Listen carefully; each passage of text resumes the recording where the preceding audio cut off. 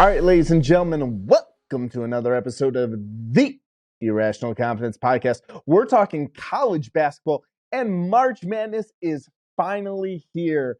I'm on location. This is vacation, but it's cold. Who vacations in the cold? So I'm dressed like this today. But I'm joined by my co-host, the man who refuses to play basketball with pigs because they hog the ball. My co-host, Fresh. Fresh, how you doing? Hey, no one likes a hog. You gotta be a point guard. You gotta distribute to your players and move it around.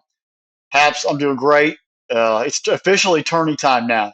We got people made it. We got some guys who had their bubbles burst this afternoon, but we're ready for the field of 68. Yeah, guys, the bracket was released today. We're recording this Sunday night here, so interesting tournament here. A lot of stuff to dive into. We're going to kind of go bracket by bracket within the region, and then kind of give you our take, maybe who's poised to make a run, who's on upset alert, and who's going to wind up being there in Houston for the Final Four here, Fresh. So let's go real quick here. Our top seed in the tournament right now is Alabama. Top four seeds, Alabama, Houston, Kansas, and Purdue. Interesting that Houston, Kansas made in that one line. I got a little bit on that one here in a moment, Fresh. On the two line, we have Texas, Arizona, UCLA, and Marquette. Impressive run by them over there. You take a look at those top eight teams, because a lot of times people just gravitate straight to the top eight teams in the tournament and say that your champion's got to come out of one of those eight teams. I guess I can see that kind of line of thinking there, but what were your takeaways from the top eight?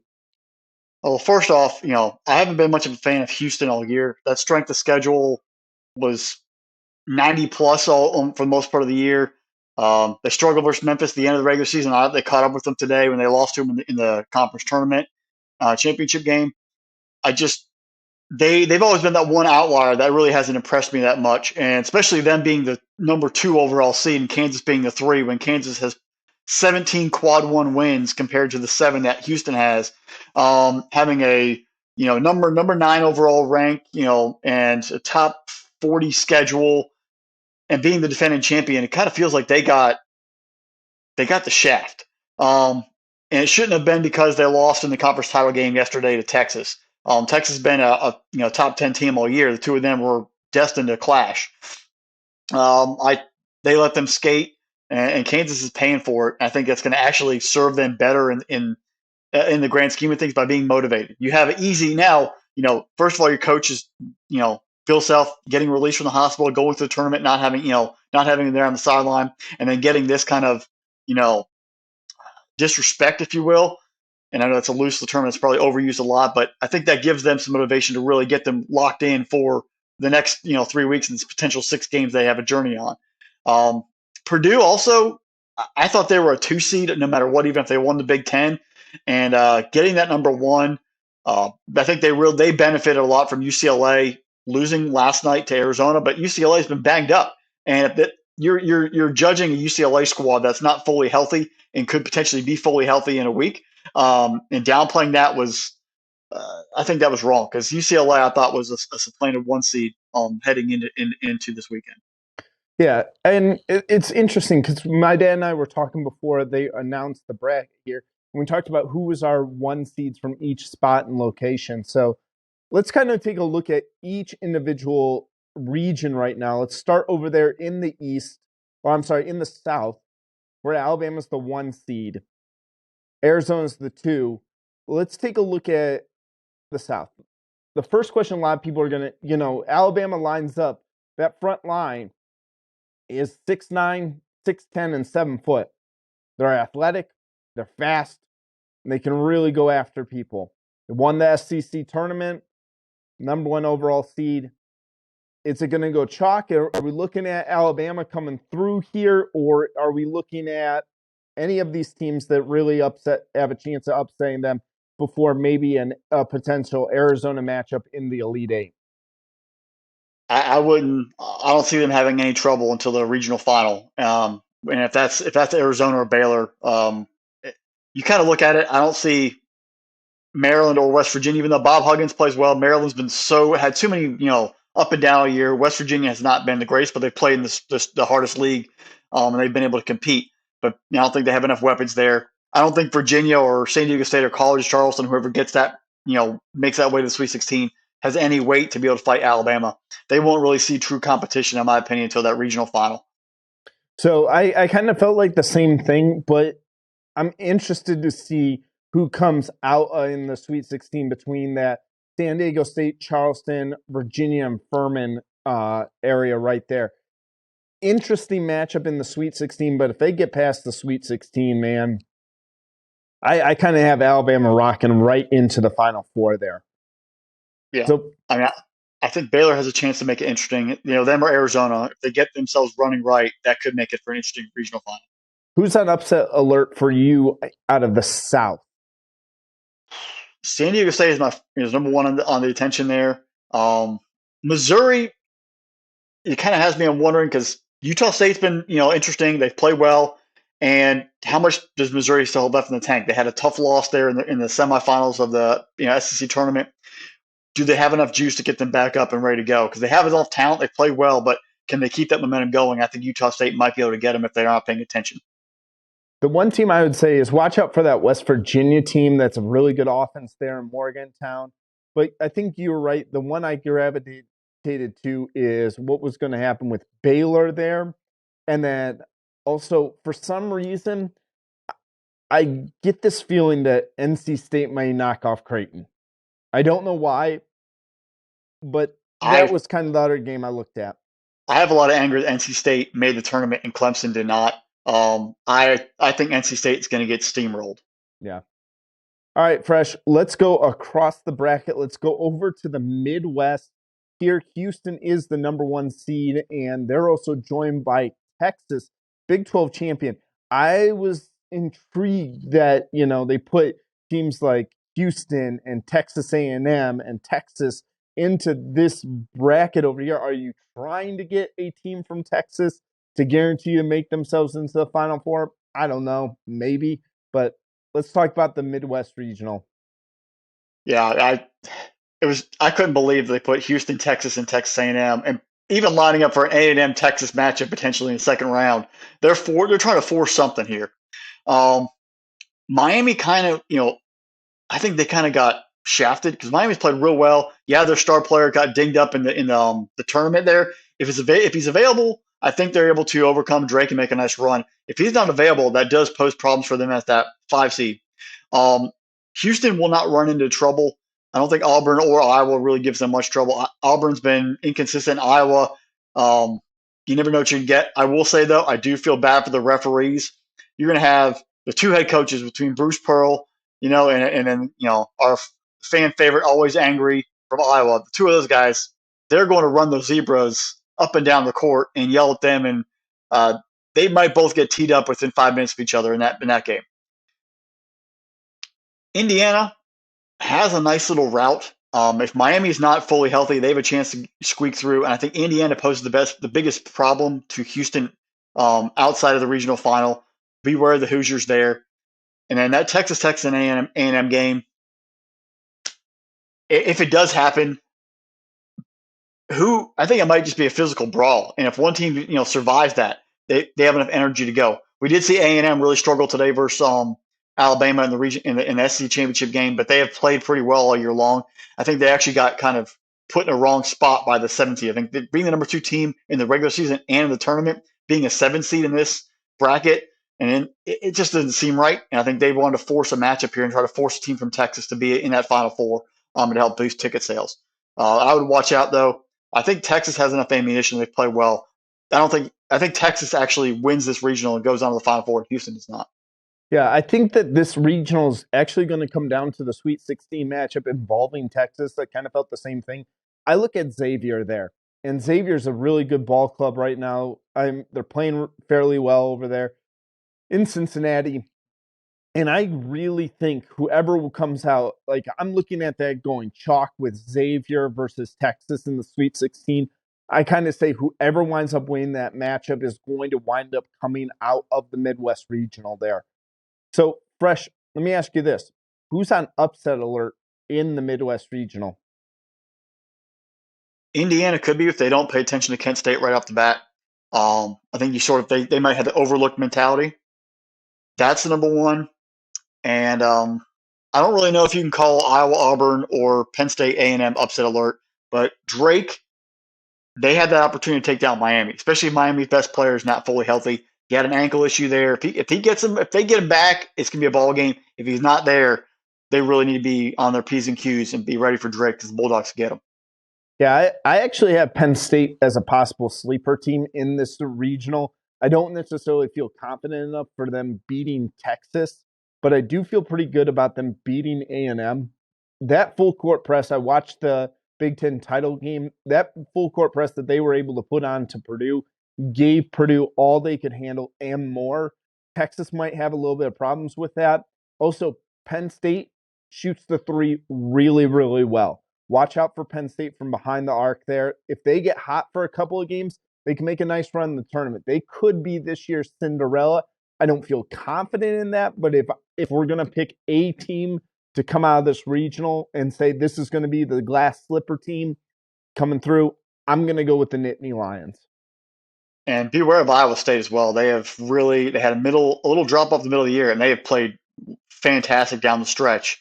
And that Xavier Iowa State game, if they both end up matching up, could be a real battle of wills. Yeah. All right, let's go west, my friend. We're going out west to the West Regional there.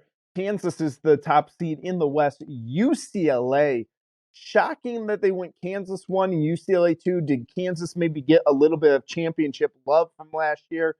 They had a good year, but they got boat raced by Texas in that Big 12 title game. I'm kind of shocked that, they put Kansas still on that one line. But you know what?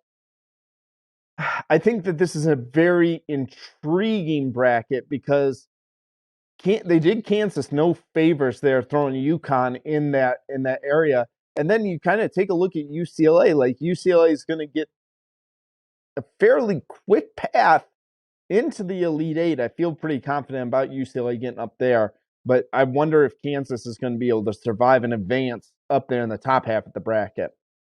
Yeah, I mean, I think Arkansas is much better than Illinois. Illinois is living off of early season success, but the way that you've watched Musselman and that team play, they give you as close to 40 minutes of hell as you possibly can get. They live that Richardson embodiment, and they are going to fight and scratch and claw against the Jayhawks.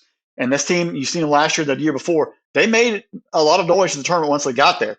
I think if they can get recharged, bring energy and that fire their coach has and play off of him, they could give Kansas a run. If Kansas isn't ready, it could spell some doom for that squad. On the other side, UConn, they didn't look like they had the juice down in the last 5 minutes. First Marquette, they played a great game and they kind of lost it late. Are they ready for a deep run here? Can they gather themselves? Because they might get a VCU or St. Mary's. I think they're going to get VCU, who has in the past has caused a lot of problems for other teams, made deep runs. They rolled through the Atlantic 10 this year. I think VCU actually can take out UConn and catch, because UConn will get them overlooking them and looking forward to the Sweet 16. I think VCU can get them and prevent that matchup. And it could really make an easy path for Kansas if that's the case, because I don't think Kansas matches up much better with VCU. I mean, that could be a situation there helping Kansas if they can avoid UConn. On the bottom half, this is where things can get real crazy. You got Gonzaga, who quietly, I think, started playing better. I think they were finally, just the spotlight's not on them anymore. They can play a little better. They can play a little more loose. They had a great run through the tournament. And then you got TCU, who has been lights out and fantastic. Has a lot of Big Ten wins in the Big 12. The two of them keep matching up over the weekend. And the winner right there, if UCLA is not healthy and they're still dealing with some injuries, the winner of that game, the Gonzaga TCU matchup, if that does happen, could knock out UCLA and really create even a quicker path for a Kansas Gonzaga or Kansas TCU matchup to go to the Final Four. I think Kansas has just enough, and they dig deep in this regional, and they find a way to get back to the Final Four. But it is a little tougher for them than I originally imagined before the bracket came out. Yeah, people really like Gonzaga, and this Gonzaga team screams upsetted team. Like, to me, for some reason or another, again, Gonzaga was not struggled mightily down the stretch there at times. And you go back and look at some of their games, people are going to get hung up on the name, and they're going to take a look at Gonzaga doesn't really play a whole lot of people in during the season. So they kind of get this floated, overrated, and then everyone starts looking at the analytics and saying, "Look how great Gonzaga is," and yeah, they haven't played anybody.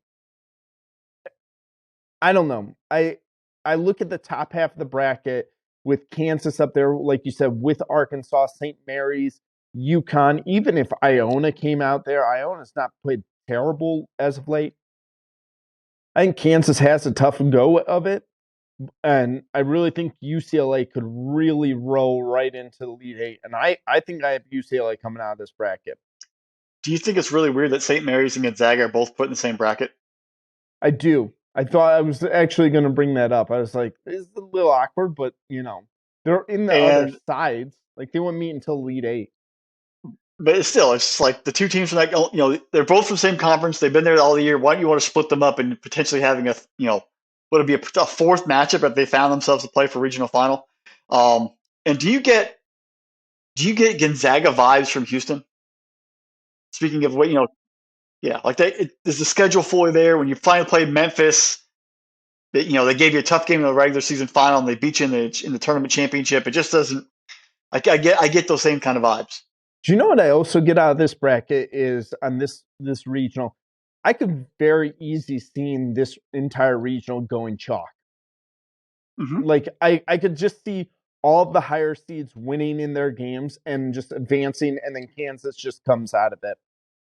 Doesn't happen very often, but I could see it happening in the West. It also is kind of scary when you're putting together your bracket. You're always afraid to go chalk. Like you always like, I don't want to because it never happens. But then the rare occasion it does, you kind of, you can't look back at yourself like, man, I could have had it. Yeah. All right, Fresh. Last regional we have to go to. I think this is the most difficult regional by far. I think that the committee did Purdue no favors whatsoever. Purdue's the number one seed. They got maybe probably one of the tougher two seeds with Marquette.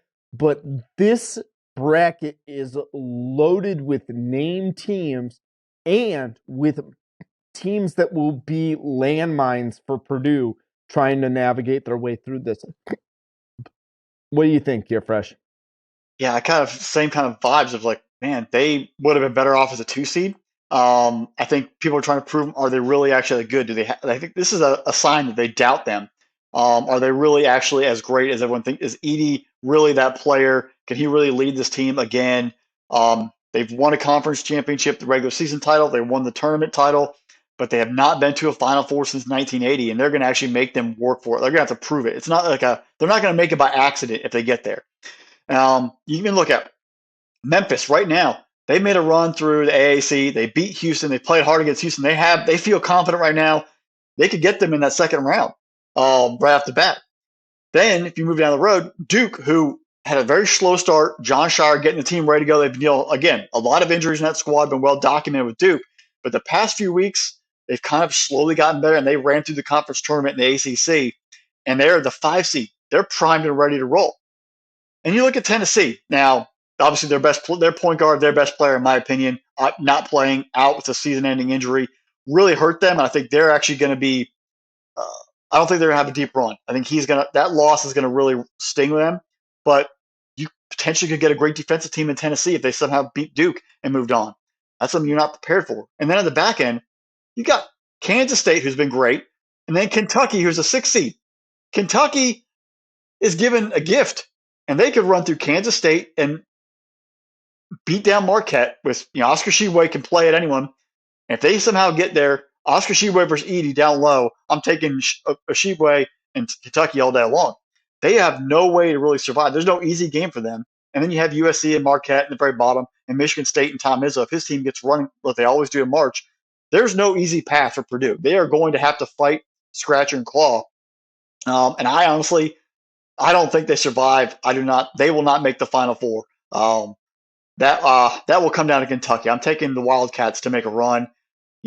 Coach Cal gets the guys' minds right, and they just navigate the path, and they go to the Final Four. Yeah, this is a brutal, and I mean a brutal path to try to get out of this bracket. Whoever gets out of this bracket is going to be battle tested going in. And you take a look, like your gift to be battle tested would be someone like I got to go up against Alabama in the Final Four or maybe an Arizona. Worst case scenario to me, I mean, I think your best case scenario is like a Baylor coming out of this one, like out of the South bracket. So you match up with them in the Final Four. Like this is brutal here. Duke is playing really well at the right time.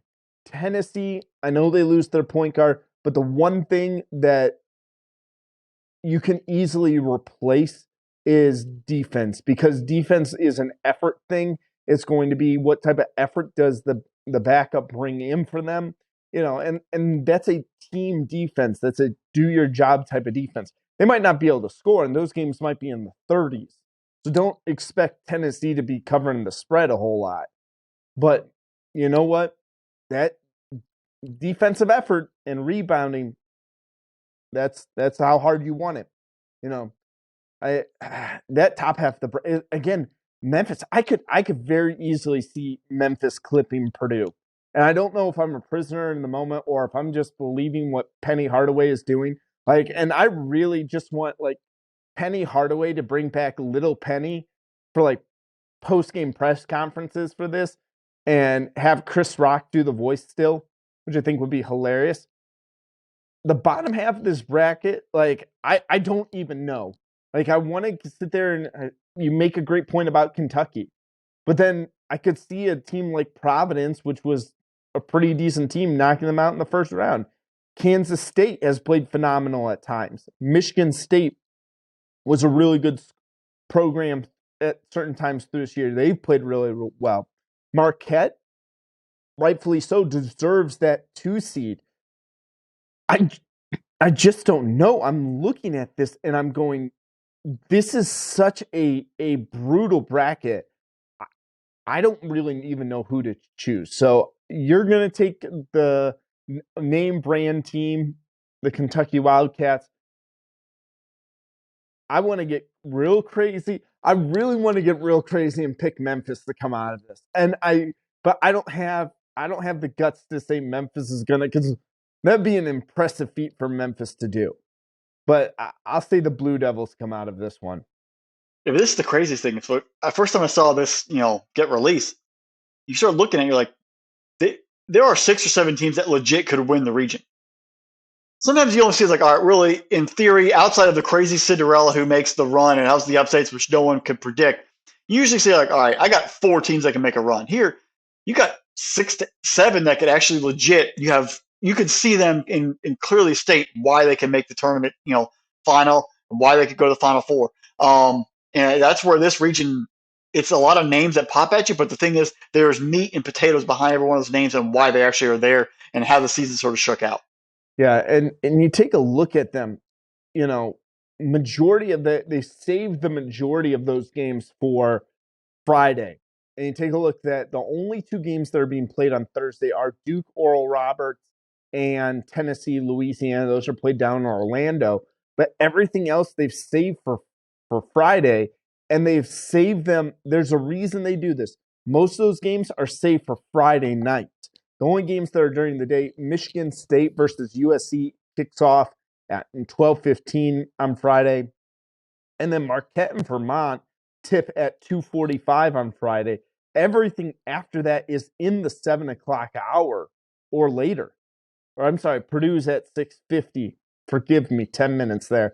But I don't know. I think that the broadcasters are looking at that one and going, these games are going to be fantastic. And I really, really think that this is just a absolute brutal, brutal bracket right here. So Yeah, Matt Painter is probably like, what do I have to do? But you know what? Sometimes there's a saying: the only way to the goal is to go through it. You've just got to fight through the bracket. You're not going to be given to you. You have to work for it. This will really test if Purdue and Edie are truly the champions that they have portrayed in the Big Ten. yeah. All right, Fresh. Who's your final four? Final Four: Alabama out of the South, Kentucky out of the East.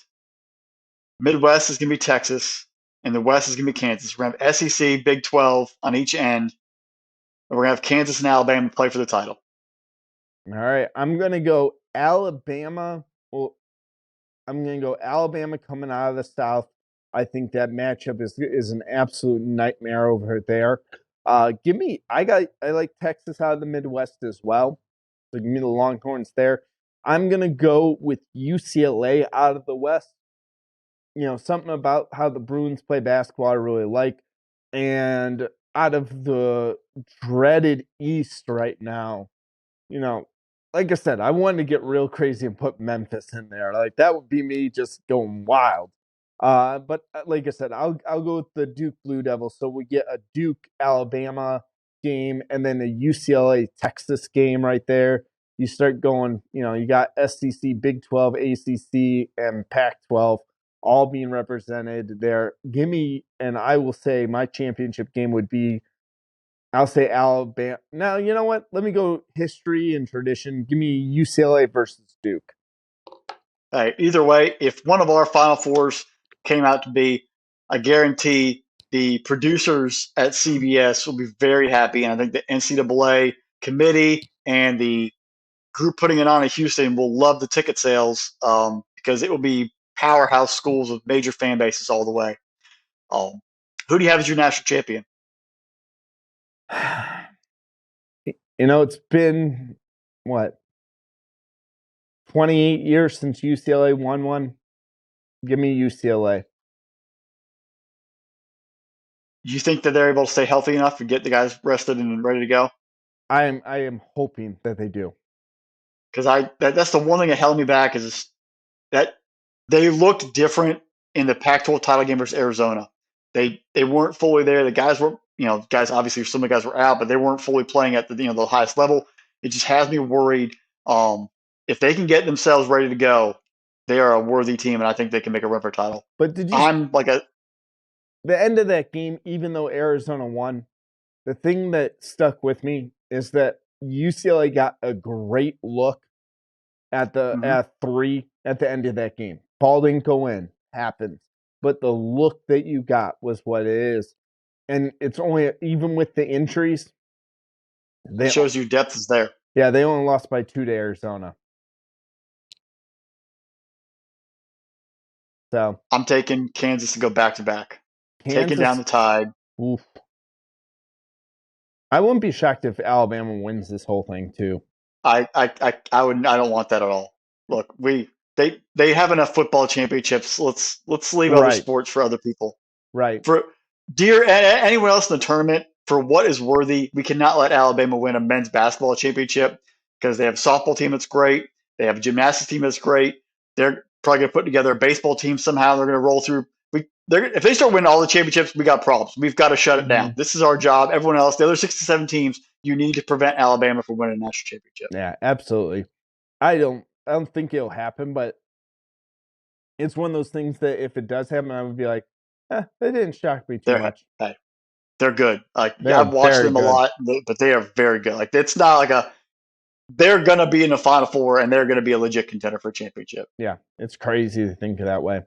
Well, Fresh, it's another great tournament. But hey, guys, before you head out, before you click out of here, make sure you hit that subscribe button down there at the bottom. Fresh and I are going to be bringing you all tournament long, more content. We're going to be talking about each round as they come about. We're going to change our championship picks once the first and second round happen. Make sure you lock it in. We got a bunch of stuff coming out your way. Once the tournament is over, we're moving straight to NFL draft season. So much to talk about when it comes to the draft. Heck, the Bears traded the first pick to the Panthers. I don't even know what's going on with the NFL, but now the Panthers want to trade down. Who knows what's going on? Yeah, so we got to get through the tournament first for us to even want to talk about it and have a clue what's going on in the NFL. But make sure you hit that subscribe button. Leave us that 5-star review because you guys know Fresh and I were those 5-star prospects.